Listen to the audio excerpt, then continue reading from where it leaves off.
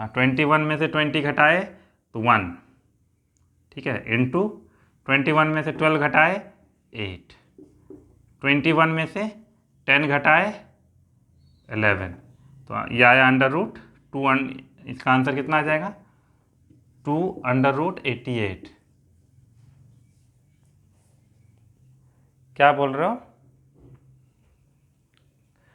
अच्छा 21 में से 12 जाएगा तो 9 आएगा, ओके, तो 99 आ गया, 2√99। ये और हो सकता है, देखो तो इसको करके 2 इंटू 3 ये हो जाएगा 6√11 मीटर स्क्वायर,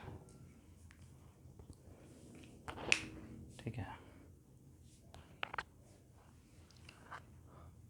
तो पैरेललोग्राम में एरिया निकालने का तरीका, अगर उनके बीच का हमको डिस्टेंस पता हो या मतलब हाइट पता हो तो बेस इंटू हाइट कर देना। अदरवाइज हमको अगर डायगोनल पता हो एक और दोनों साइड पता हो तो ये तरीका अपना लेंगे, ठीक है। ये हमारा पैरेललोग्राम का निकालने का तरीका है।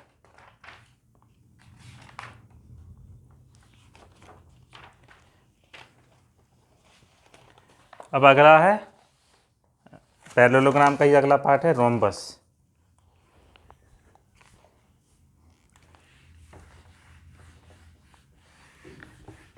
जल्दी कर लो फिर हम क्वेश्चंस भी करेंगे एग्जाम में जैसे आते हैं।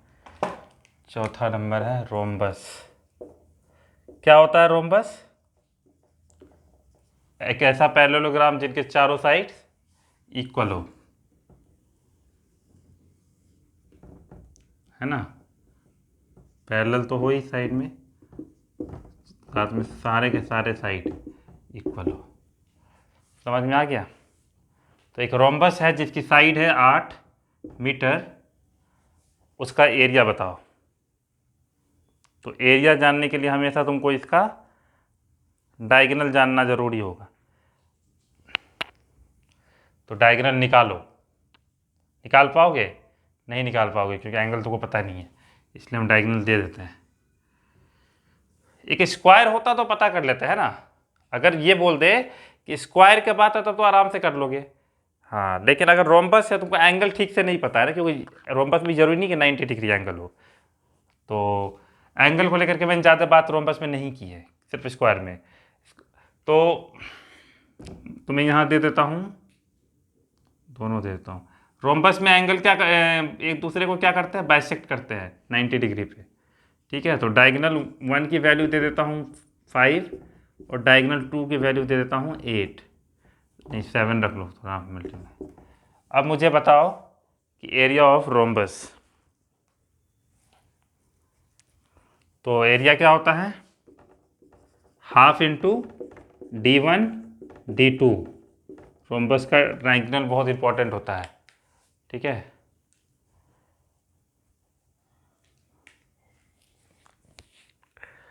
तो एक रोम्बस है, रोम्बस की क्वालिटी क्या है, चारों साइड इक्वल होता है। तो 8 सेंटीमीटर यानी चारों साइड 8 सेंटीमीटर होगा। उसका दो डायगोनल दे रखा है 5 सेंटीमीटर और 7 सेंटीमीटर, सॉरी 7 मीटर और 5 meter respectively. Then find the क्या,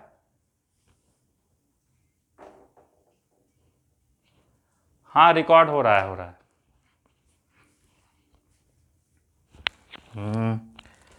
तो इसका एरिया बताओ, हाफ इंटू D1 कितना है 5 और D2 कितना है 7, तो ये कितना हो गया 35/2 मीटर स्क्वायर यानी 17.5 मीटर स्क्वायर, 17.5 मीटर स्क्वायर। तो अभी कभी भी एरिया ऑफ रोम्बस जानना हो तो ये तरीका निकाल लेना। और अगर कभी डायगोनल दे रखा है तो भी निकाल सकते हैं। अगर डायगोनल मान लो ये 8 सेंटीमीटर 8 मीटर हमको नहीं पता है, पहले ये लिख लिए, ये बताओ। हाँ, अब अगर हमको डायगोनल दिया हुआ है और पूछते कि रोम्बस का साइड बताइए, then how will you find out? तो उसका रिलेशन हम बताए थे, D1 स्क्वायर प्लस D2 का square is equals to 4A square. A क्या है, साइड। हाँ, तो यहाँ देखो D1 कितना है 5, तो ये हो गया 25। D2 कितना है 7, ये हो गया 49 equals to 4 into A square. ठीक है, इसको सॉल्व करो तो आंसर आ जाएगा ए की वैल्यू।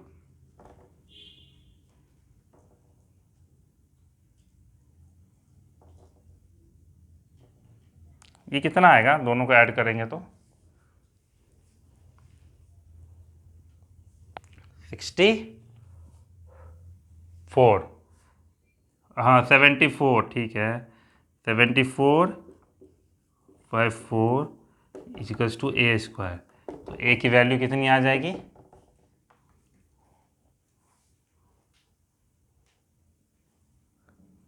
हाँ कुछ लोग अब सोच रहे होंगे कि पिछले पहले तो 8A रखा था, वो मैंने रखा था ना, तो मैंने कोई अच्छे से कैलकुलेट करके बता साइड नहीं है तो। लेकिन अगर इस तरह का होगा कि 2 डायगोनल है तो ये एग्जैक्ट ए आ रहा है हम लोगों को जो होना चाहिए। उस समय मैंने ए रखा कहाँ था, ए की जरूरत ही नहीं थी मुझे, है ना।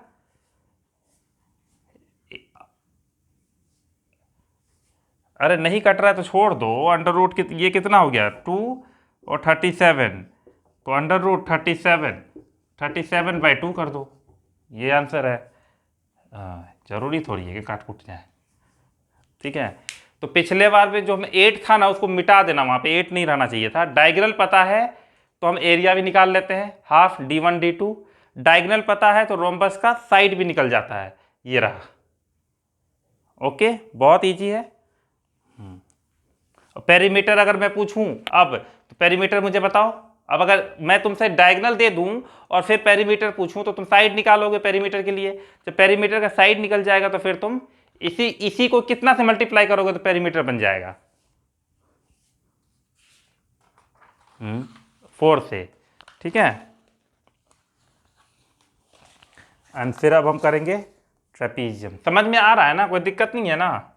अगर मैं तुमसे पूछूं कि कभी रोम्बस दे रखा हो, उसका 2 डायगोनल दे रखा हो, पूछते पेरीमीटर बताओ, तो पेरीमीटर बताने के लिए साइड निकाल लेना, साइड को 4 से मल्टीप्लाई कर देना, क्योंकि रोम्बस का क्वालिटी है कि चारों साइड इक्वल होते हैं।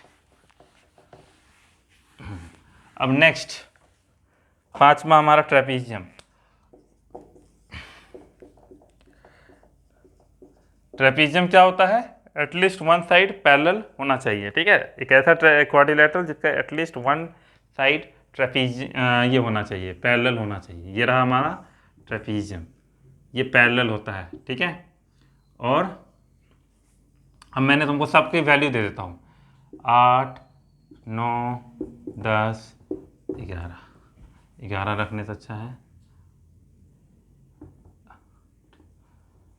12, नहीं 8 नहीं रख सकते, जरूरी थोड़ी इक्वल रखना है हम।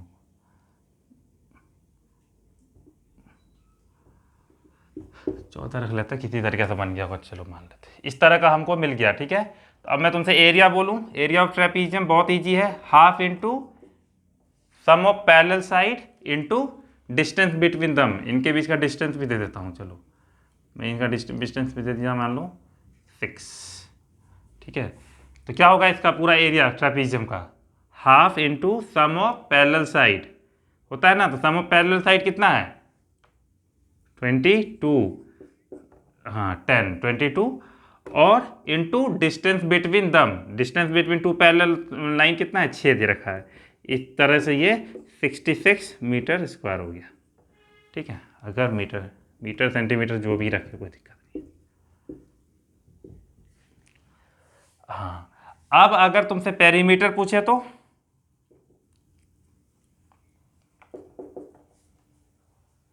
बोलो, बस और क्या।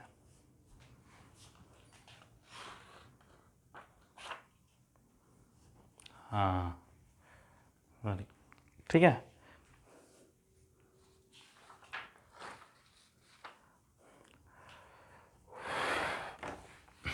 अब हमारा ट्रायंगल 6th है। ट्रायंगल से पहले सर्कल लिखो, ट्रायंगल तो बताऊंगा ही, सर्कल। ठीक है, सर्कल का बताना, सर्कल में वो सब तो बहुत कुछ जानते ही हो, बस मुझे ये बताओ ये है 120 डिग्री, ये है 8, तो मुझे एरिया ऑफ सेक्टर, इस एरिया बताओ, ये एरिया, इसका एरिया।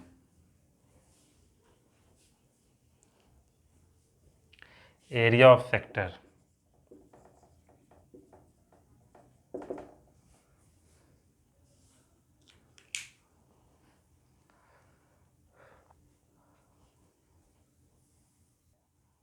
पूरे सर्कल का एरिया होता है पाई आर स्क्वायर, और जितना जगह का मैं आपको शेडेड पोर्शन का बोल रहा हूँ स्क्वायर निकाला, वो कितने एंगल में है देखो तो ध्यान से, 120 एंगल में है, तो वो होता है θ/360, मतलब पूरा जो सर्कल होता है वो 360 होता है। मैं बोल रहा हूँ उतने थीटा का निकालिए, आप उतना ही एंगल का निकालिए।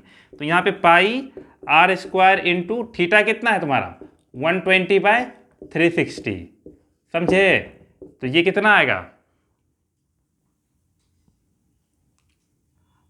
8 रखा है मैंने, तो पाई, हाँ अगर, हाँ लिख लो, पाई का वैल्यू लिख दिया 22/7 इंटू आर स्क्वायर की वैल्यू कितनी आएगी 64, 8 इंटू 8, और ये आ गया कट के 1/3।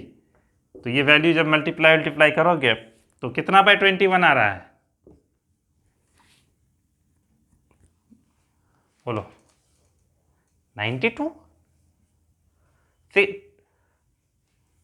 हाँ 1408, सही से मल्टीप्लाई किया ना 22 और 64 को।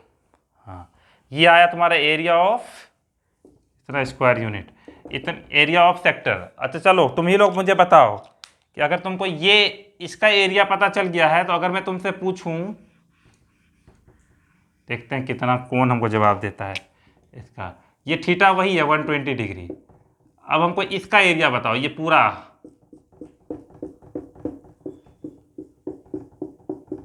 हाँ बड़े वाले का बताओ।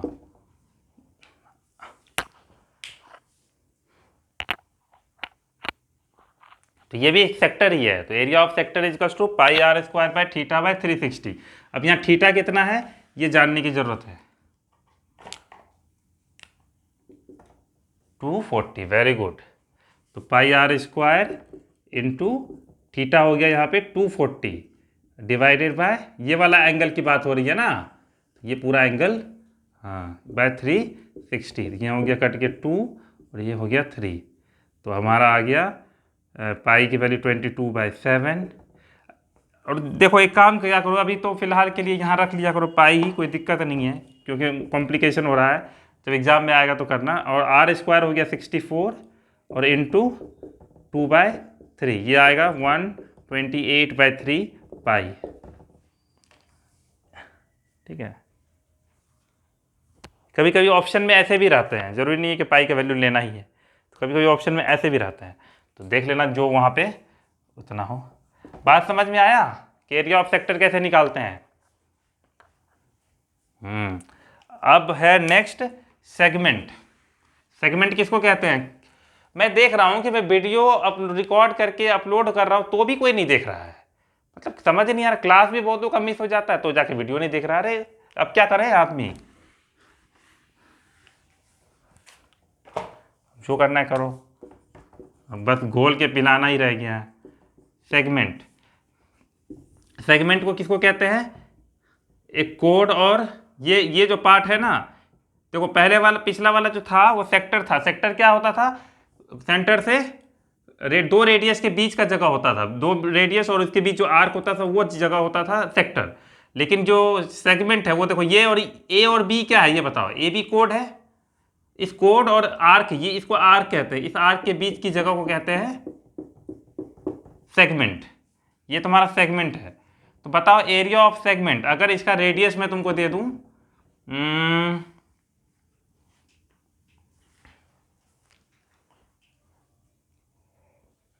ऐसा कितना रेडियस दिया जाए, 3 4,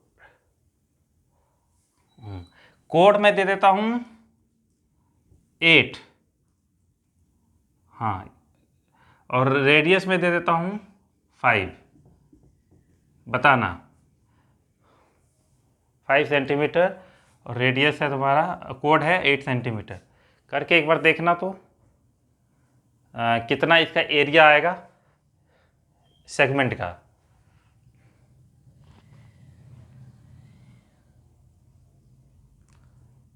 तो सबसे पहले जानो कि इस पूरे सर्कल का एरिया में से ये वाला एरिया घटा देंगे तो शेडेड पोर्शन का एरिया मिल जाएगा, हाँ या ना? या हमारे पास एक और दिमाग है, अगर तुम लोग दिमाग लगाओ तो अब पूरे एरिया में से, अब तुम खुद सोचो, अगर पूरा सर्कल का एरिया निकाल लो तो इसका एरिया कैसे निकालोगे? ये तो कोई पता ही नहीं है तरीका, पता है क्या मैंने? नहीं निकाल पाओगे। तो कभी भी एरिया ऑफ सेगमेंट निकालना पड़े तो एरिया ऑफ सेक्टर का हेल्प लिया करो। ये देखो,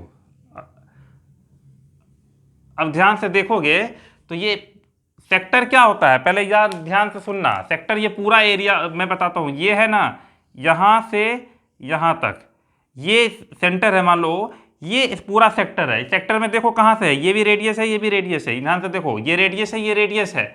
उसके बाद ये पूरा एरिया, ये पूरा सेक्टर कहलाता है, ठीक है? तो तुम देखो ये सेगमेंट किसके अंदर है, सेक्टर के अंदर। अब हमको एरिया ऑफ सेक्टर आराम से पता चल जाएगा, उसमें से हम एरिया ऑफ ट्राइंगल को घटा देंगे तो आराम से ये वाला वैल्यू निकाल लेंगे। तो सेगमेंट निकालने के लिए एरिया ऑफ सेक्टर पे जाना, सर्कल पे मत जाना। बात समझ में आया? कोई है ऐसा जो नहीं समझ में आ रहा है?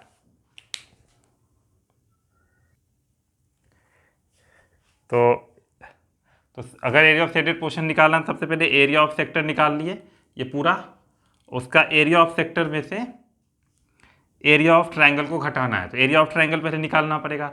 तो कोई भी तरीका अपना लो, तुमको स्केलिन ट्रायंगल रखना है तो स्केलिन से कर लो, आइसोसेलेस ट्रायंगल का फॉर्मूला पता है तो आइसोसेलेस से कर लो, तुम्हारी मर्जी जैसे करनी है। तो बताओ कौन सा फॉर्मूला लगाऊं जो तुमको याद हो। स्केलिन याद है तो स्केलिन ही रख लो।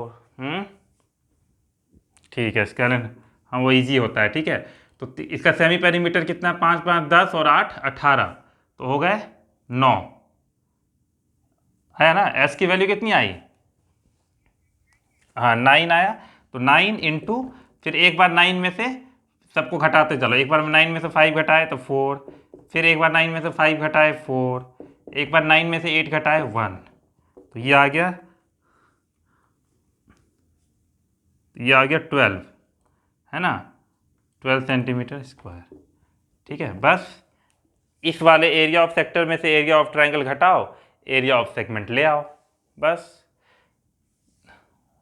तो इक्वल टू इस वाले में से घटाओ, यहाँ लिख देता हूँ, area of shaded portion equals to 25 pi by 6 minus 12। यहाँ से कितना आ जाएगा? अब अगर रखना है तो रख लो, नहीं रखना है तो मत रखो। पाई की वैल्यू कितनी है? मत रखो, इतना लंबा चौड़ा हो जाएगा, है ना। तो मैं इतना कर लूँ 26, हाँ इतना करके रख लो। और अगर हो रहा है तो भी वैल्यू रख करके अपना कर लेना, ठीक है। मेरा मकसद वो नहीं था, मेरा मकसद था तरीका कैसे निकालने का है, ये है। तो ये सब एग्जाम में फंसना नहीं है, ठीक है। आराम से सेक्टर निकाले, ट्रायंगल निकाले, ट्रायंगल का एरिया निकालने का बहुत तरीका है, 2-4 बार रिवाइज करोगे तो आइसोसेलेस ट्रायंगल का भी फॉर्मूला लगा दोगे फटाक से, ठीक है। वो भी इजी है, और कल हम लोग प्रूफ भी किए थे कि कैसे आइसोसेलेस ट्रायंगल का एरिया निकालते हैं। वो याद नहीं रहेगा ज़्यादा, इसलिए ये सब याद रख लो, कुछ भी याद रख लो, कोई फ़र्क नहीं पड़ता है। उसके बाद ठीक है, तो एरिया और सेक्टर हम था, सेकेंड सेगमेंट था, और क्या था इसमें? Semi circle.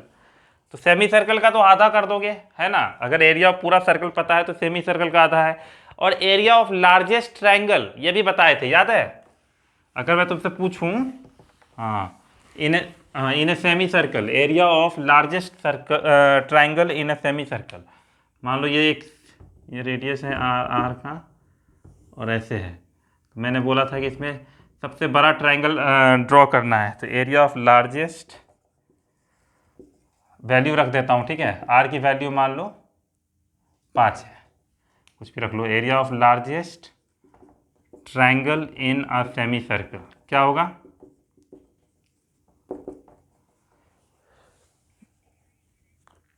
कैसे निकालें? बहुत इजी था, मैंने बताया था कि लार्जेस्ट इस तरीके से ड्रॉ करना है तुमको कि ये हाइट जो है मैक्सिमम पॉइंट पे आएगा, है ना। ये भी आर होगा, ठीक है। और ये, हाँ, तो क्या हो गया, हाफ इंटू बेस, बेस कितना है हमारा 2r है ना, इंटू हाइट कितना है r, इसे और इसे कैंसिल किए तो r स्क्वायर, यानी r की वैल्यू हमने 5 रखी तो 25 हो गया स्क्वायर यूनिट। ठीक है, ये भी तरीका है, ऐसा भूलना नहीं है, अच्छे से एक एक चीज़ को डिराइव करके हम बताए हैं, कोई भी ऐसा नहीं कि शॉर्टकट में हम भागते गए फॉर्मूला बताते गए। उसके बाद हम सर्कुलर पाथ में है, जैसे हम लोग रेक्टेंगुलर पाथ है, स्क्वायर पाथ है, ये सारा पाथ हमने देख लिया, तो उसी तरह हम सर्कुलर पाथ भी है, तो सर्कुलर पाथ का, ठीक है,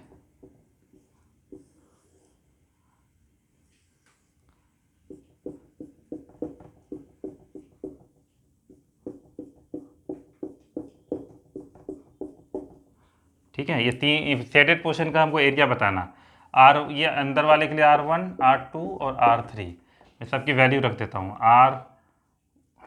R1 का वैल्यू 4, R2 का वैल्यू 5 और R3 का वैल्यू 7। बताओ एरिया ऑफ शेडेड पोर्शन।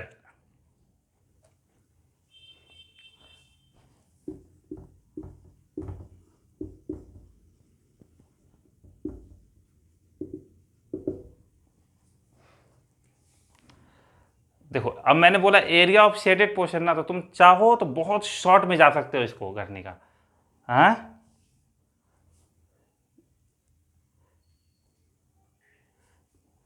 नहीं नहीं, मैं वही तो पूछ रहा हूँ, देखो मैंने जो बोला उसका यूज करो। मैंने तुमसे, मैं अभी क्या पूछ रहा हूँ, एरिया ऑफ शेडेड पोर्शन। तो शेडेड पोर्शन का क्या मतलब है, ये पूरा एरिया है, अगर हम इस सर्कल का एरिया निकाल लें, उसमें से सिर्फ ये छोटा वाला सर्कल घटा दें, तो पूरा शेडेड पोर्शन आ गया।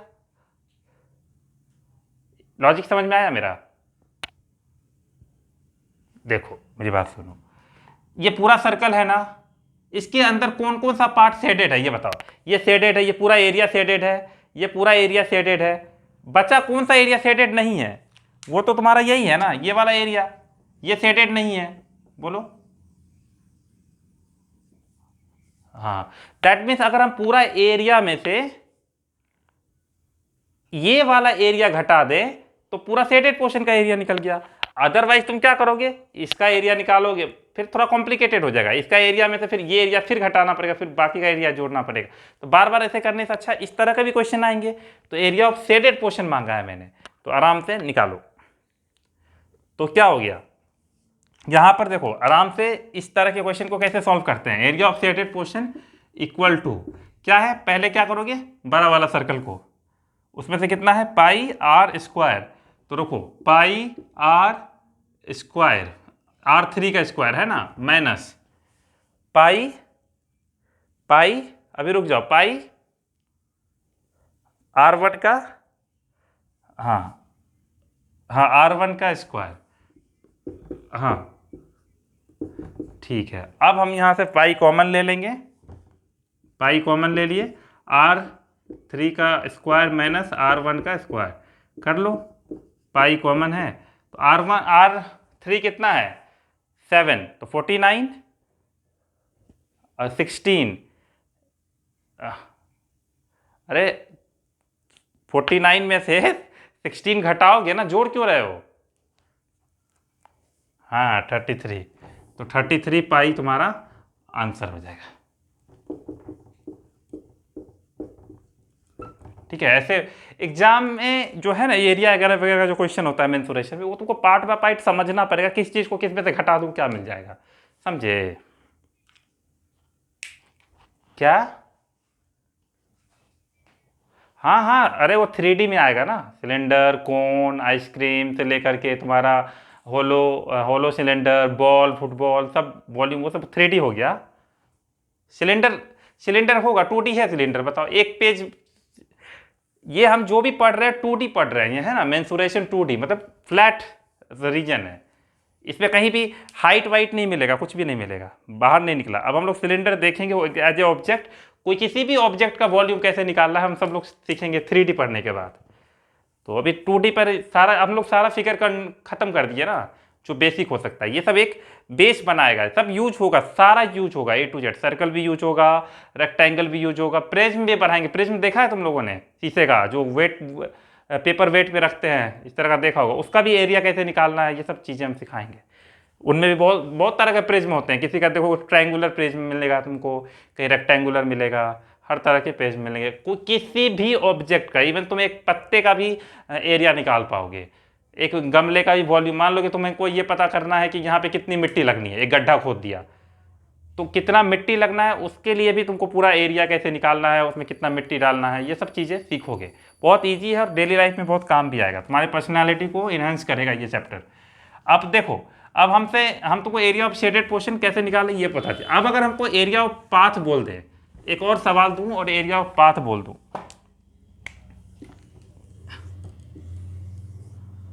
ठीक है,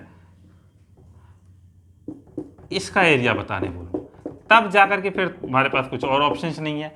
मैंने बड़ा वाला सर्कल का जो एरिया है वो दिया है 8। बड़ा और छोटा नहीं भी बोला तो तुम पता कर लोगे यहाँ से। बोलो कौन सा बड़ा सर्कल है, कौन सा छोटा सर्कल है। जाहिर सी बात R1 जो है वो बड़े वाले के लिए है और R2 जो है वो छोटे वाले के लिए रेडियस है। ओके, तो अब बस एरिया निकालना है और बड़े सारे एरिया में से अगर इस सर्कल का एरिया निकाल देंगे तो हमको मिल जाएगा पाथ का एरिया।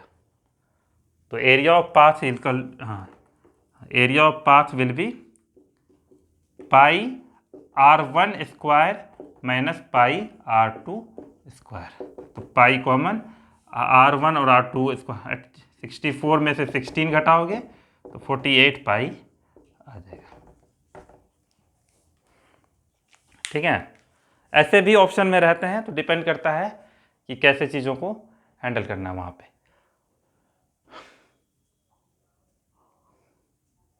और अगर तुमको इसी क्वेश्चंस में कभी कभी और क्या बन सकता है, इसमें क्वेश्चन कुछ नहीं बन सकता है।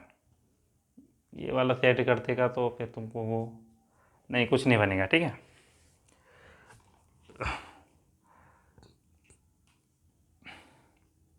हाँ क्वेश्चन बन सकता है, एक चीज़ बन सकता है। मैं अगर तुमको ये बताऊं कि तुम मुझे बताओ एरिया ऑफ लार्जर सर्कल, अगर मैं इसमें तुम लोगों को एक क्वेश्चन थोड़ा ट्विस्ट कर देता हूँ। ठीक है, हाँ ये देखो क्वेश्चन बनाता हूँ और बहुत अच्छा है वो, ध्यान से देखना। जो ये रेडियस है ना, ये मान लो हमको दिया हुआ है 5 सेंटीमीटर का। ठीक है, find area of larger circle if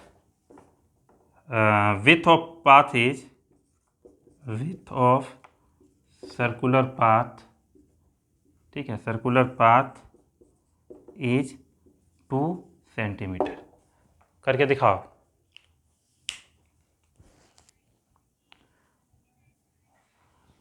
भाई यार वेरी गुड, समझ में आ गया, क्योंकि तुमको पता चल गया था कि हमको बस 2 सेंट कहीं भी कनेक्ट कर देंगे तो वो एकदम यहाँ से 2 ये हो गया तो टोटल 7 हो गया।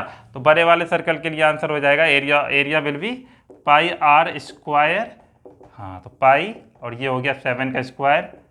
ठीक है, तो ये हो गया 49 पाई। ठीक है, इस तरह से भी पूछा जा सकता है तुमसे सवाल। पॉलीगन वोलोगन का आंसर याद करके आए हो, मतलब जो हमें एंगल विंगल है, बहुत ईजी है। बताओ सम ऑफ इंटीरियर एंगल, तो 4 चीज़ था, याद रख लेना था।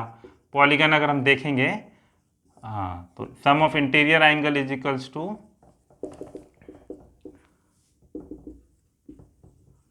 n-2 इंटू 180, और सम ऑफ एक्सटीरियर एंगल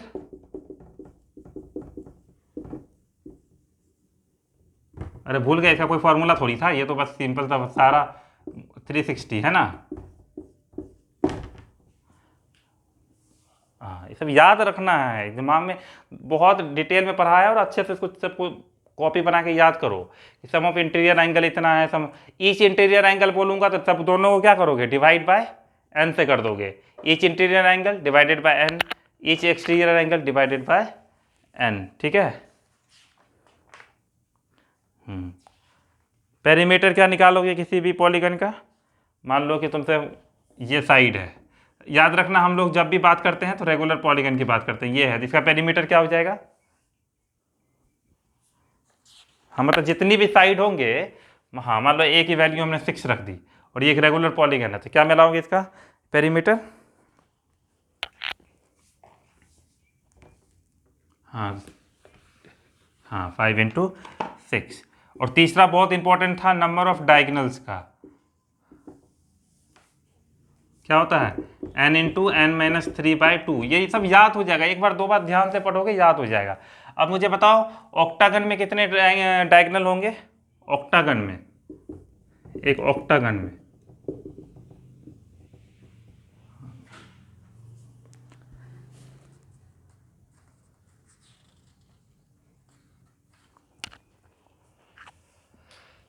हाँ 20 होगा, क्योंकि 8 × 8 में से 3 गया 5 बाय ये 20। ठीक है, किसी भी पॉलीगन का एरिया निकालना हो तो कैसे निकालोगे, पता है, पेरीमीटर से, हाँ रेगुलर ही होगा, एरिया ऑफ रेगुलर पॉलीगन, हाँ ½ × NA × R, यही बताया था ना। NA क्या होता है, पेरीमीटर, हाँ पेरीमीटर, R जो है इन रेडियस दिया रहेगा उस समय। ठीक है, तो ड्रॉ करके हमको बता देना मतलब उस समय। और उसके बाद स्टार वाला बताए थे कि sum of angles of outer angles कितना होगा किसी भी स्टार में। मान लो मैं एक स्टार ड्रॉ करता हूं,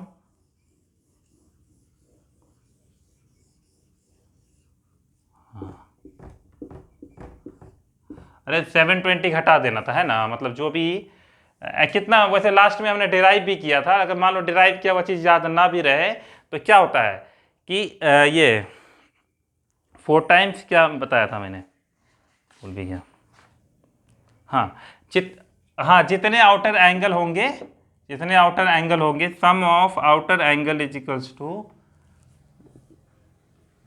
सम of outer angle is equals to n into number of triangles हो गया, n क्या है यहाँ पे, number of triangles into what, हाँ 180, हाँ माइनस उसमें से 2 इंटू एक्सटीरियर एंगल 360 घटा देना है।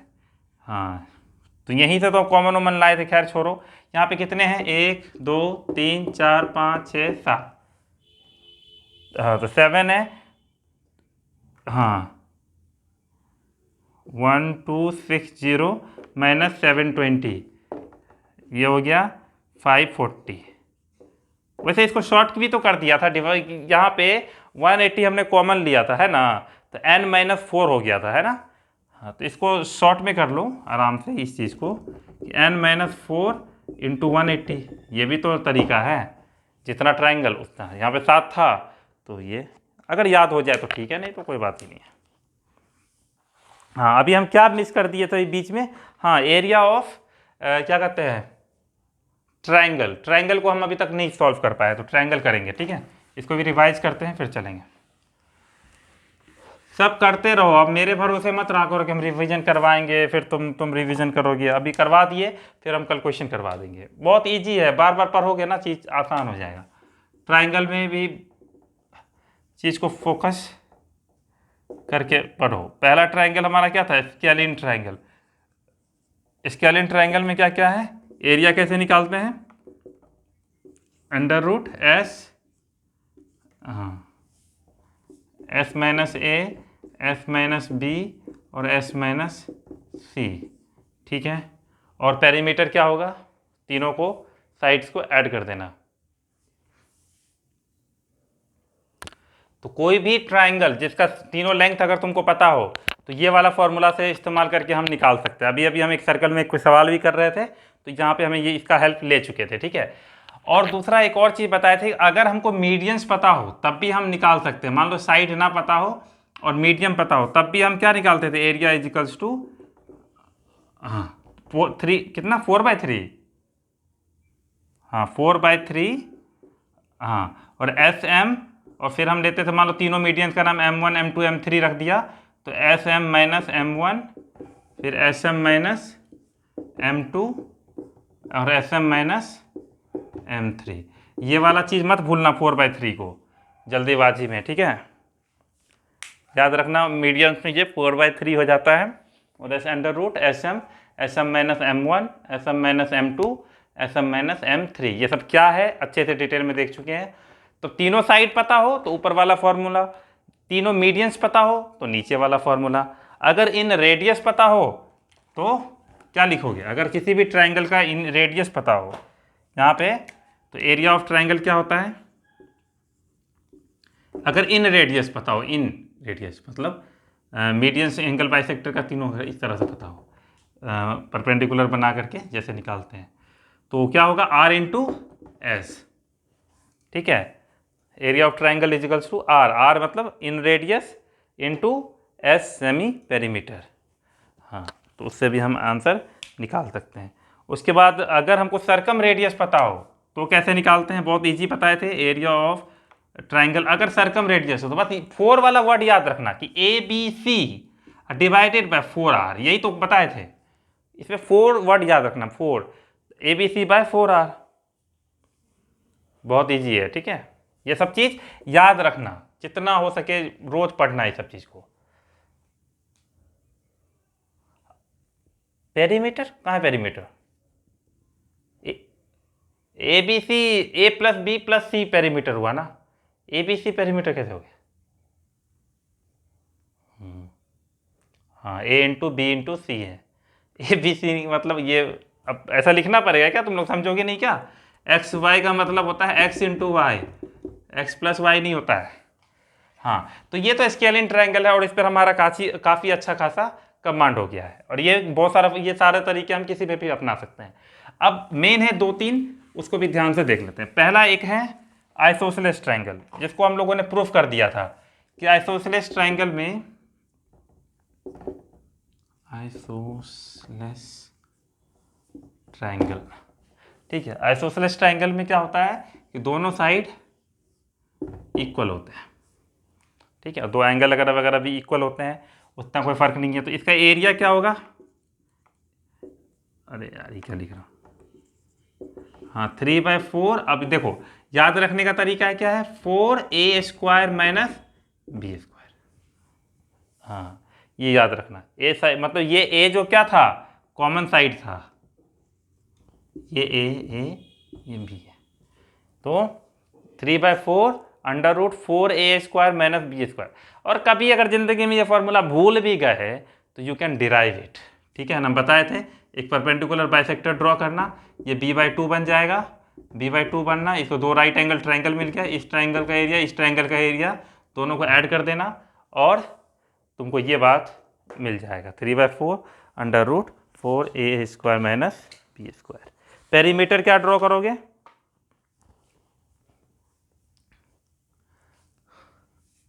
हाँ पेरीमीटर हो गया, perimeter equals to 2a plus b। अच्छा देखो, मान लो कि मैं इसका हाइट का फॉर्मूला भूल गया, मुझे नहीं पता क्या है, कन्फ्यूजन हो गया, बहुत दिन रिवाइज नहीं किया, लेकिन आइसोसेलेस ट्रायंगल है, मैंने सब कुछ देख लिया, तो आराम से मैं ये वाला वैल्यू नहीं निकाल सकता हूँ। मुझे पता है यहाँ से कि a² plus a² equals to b/2² का होल स्क्वायर प्लस h²। तो यहाँ से हमको पता चल गया कि h² equals to a² minus b²/4। नहीं निकला, तो h की वैल्यू क्या निकली, हाँ h की वैल्यू क्या निकली, यहाँ से सब कुछ कर लोगे तो 4a² माइनस b²/4 हो गया। मैं भूल गया था मान लो, तो ये रहा तरीका। तो ये सब सीखना है तुमको। हाँ 4, क्या बोले हो, अच्छा हाँ बाहर कर लेना 1/2, ये 4 है इधर बाहर हो गया तो 2 पे कर लेना तुम्हारा। हाँ ऐसा कुछ जरूरी नहीं है कि याद नहीं रहा तो तुम्हारी सब कुछ खुद डिराइव करना। 3D का जो फॉर्मूला हम बताएंगे ना मेंसुरेशन का, खुद ही करना है, याद नहीं है। स्क्वायर का मतलब ये मान लो कि तुमको प्रिज्म का याद नहीं है, सिलेंडर का याद नहीं है, कोई बात नहीं, हम तुमको बताएंगे कैसे बनाते हैं फॉर्मूला। ये सब फॉर्मूला किसी भगवान ने बना के थोड़ी भेजा है, इंसानों ने ही बनाया है। ठीक है, तुमको रटाया जाता था, बस दिक्कत यही था, रटना नहीं है बैठ के। अब मैं भूल गया, अरे इंसान है कभी भूल जाएंगे, लेकिन हमको आइसोसेलेस ट्रायंगल के बारे में तो पता है, बस उसका इस्तेमाल करके हम सीख जाएंगे। ठीक है,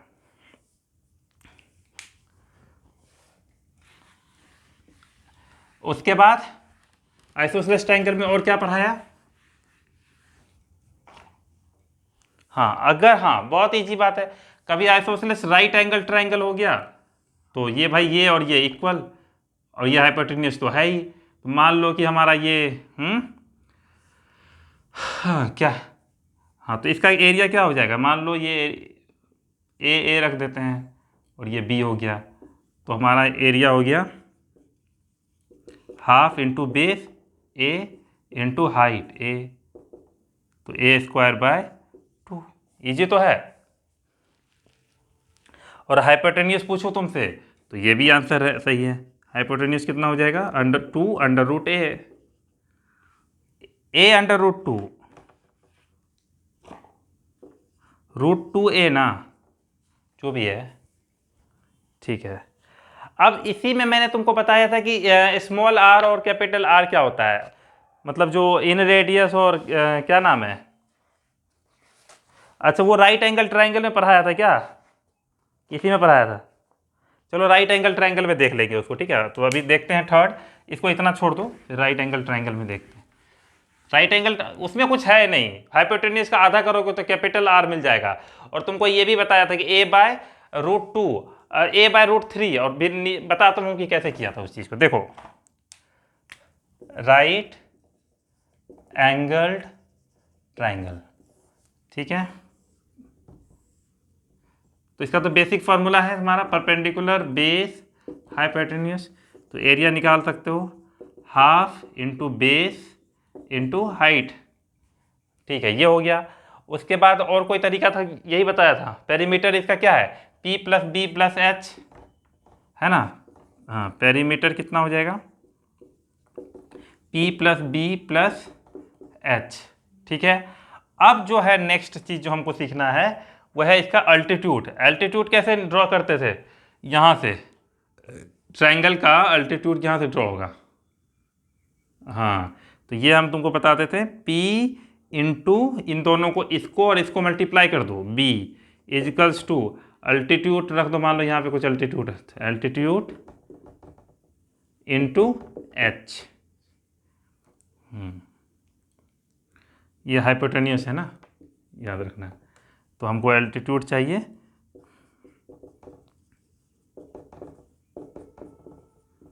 V/H। H हाइपोटेन्यूस है, ये मत भूलना, नहीं तो पता चला कुछ लोग इसको हाइट बना दिए, ठीक है। तो बहुत इजी तरीका है। अब इसी में इन रेडियस निकालना था, तो स्मॉल r वेरी सिंपल है, P + B - हाइपोटेन्यूस /2।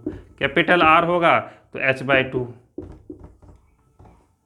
बहुत इजी है, ठीक है। इक्विलैटरल ट्रायंगल है, इसके बाद सब खुद पढ़ना। अभी हम बता दिए, आज अगले बार से हम सिर्फ इस पर बेस्ड क्वेश्चन करवा देंगे, खाली क्वेश्चन करवाएंगे, तो उसी से समझना अपना, और क्वेश्चन हम भेज देंगे, ठीक है।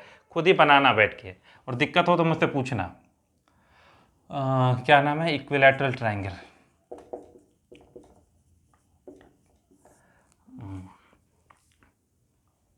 इक्विलैटरल ट्रायंगल किसको कहेंगे, जिसका तीनों साइड इक्वल हो, तीनों एंगल इक्वल हो, और इसका एरिया आराम से, अगर नहीं भूल भी गए तो भी निकाल लेंगे, नहीं भूले तो भी निकाल लेंगे। क्या होता है, √3/4 a²। अरे AH/2 तो ये लास्ट में डिराइव करके नहीं लाए थे, क्या AH/2 कर रहे हो,